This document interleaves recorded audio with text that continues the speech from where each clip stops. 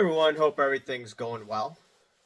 Okay, today I wanted to touch base on this one story that Josh from Cardboard Chronicles posted on his Instagram, and he said that, hey, look, if you look at the watch market, there isn't too much talk about, drama, and there isn't. It got the attention of Ed Sheeran, John Mayer, and it's collector focused. And he says that the sports card hobby should have more collectors focused content. See, I don't understand why, it's everyone's opinion, right?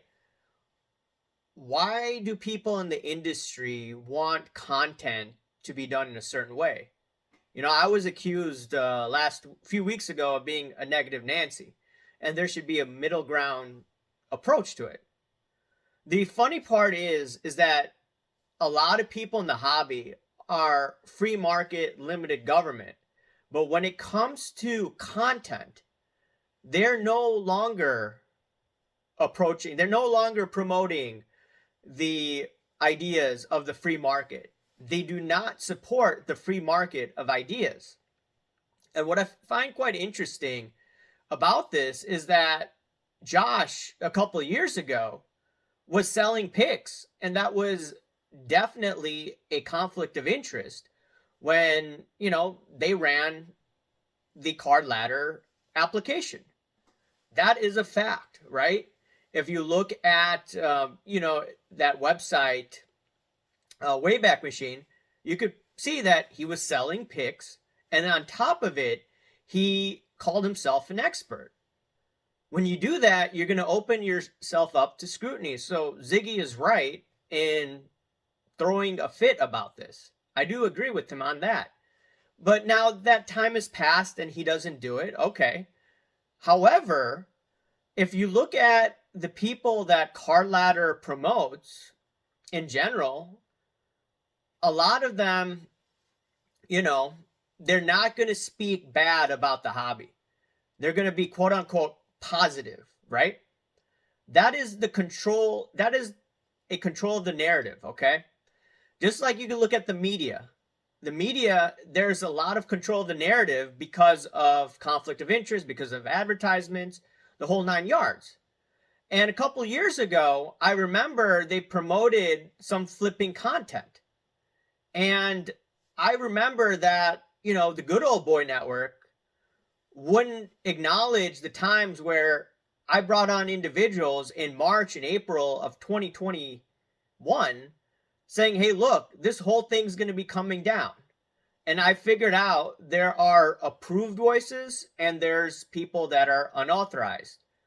I fall into the category of being unauthorized.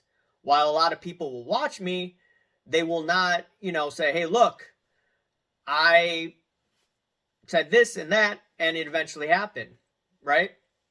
That's not going to happen. Okay, that's fine. I get it. The industry doesn't want that to happen. Now, however, if you do look at the whole industry in general, there are a lot of fraudsters in the hobby. There are a lot of trimmers. There's, not a lot of people are talking about shield bidding, but you could even look at there's drug traffickers that have poured in millions of dollars in the hobby, and this is not a conspiracy theory. People say that I'm too negative and talk about conspiracy theories. This is not a conspiracy theory. You could figure out this information if you really looked into it. All right. So the thing is that if you've promoted individuals that were flippers in 2021 and now you're saying, hey, look, it should be collectors content or it should be more collectors focused, well, then you should be looking at yourself and figuring out, hey, who did you promote at that time?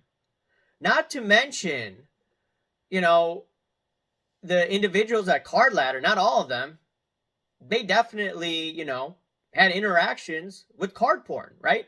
No one wants to talk about that because a lot of people are connected in this hobby to either, the collectors holding umbrella, be it PSA, be it Card Ladder, be it Golden.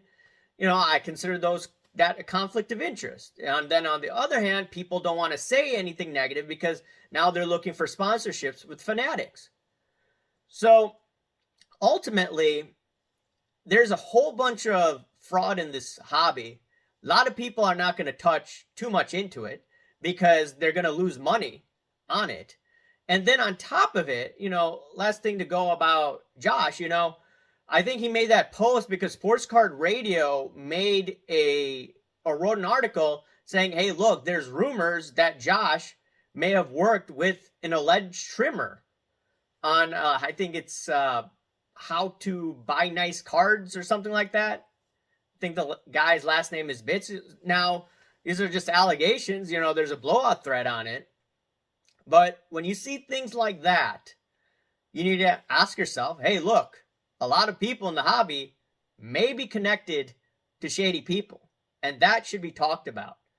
And at the same time, we could still show our cards. I show my cards, that I get, via TTM, for instance, It's great, TTM. It doesn't cost you that much.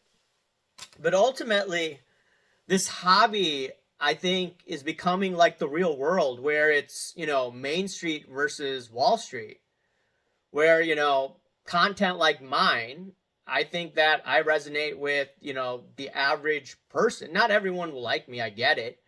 I may be too boring or whatever, but I'm not spending thousands and thousands of dollars. And then the people on the higher end, they want to, how should I say it? It's maybe demean people who aren't spending as much money and demean people who are actually calling out the fraud. And a lot of people in the hobby will not call it out. They're just going to remain silent because it's going to hurt their pocketbook. While at the same time, go after people like me and, Sports Card Radio, Dan the Card Man, and many others that just say it the way they see it. And they're called negative, even though we're doing the work that should be done by everyone in the hobby, but no one actually covers it to that extent that we do. So it is what it is. But I just wanted to throw my thoughts on this. I got some messages about this. And yeah. Anyways, do you agree with me? Do you not? Let me know down below, and I'll talk to you later. See ya. Bye.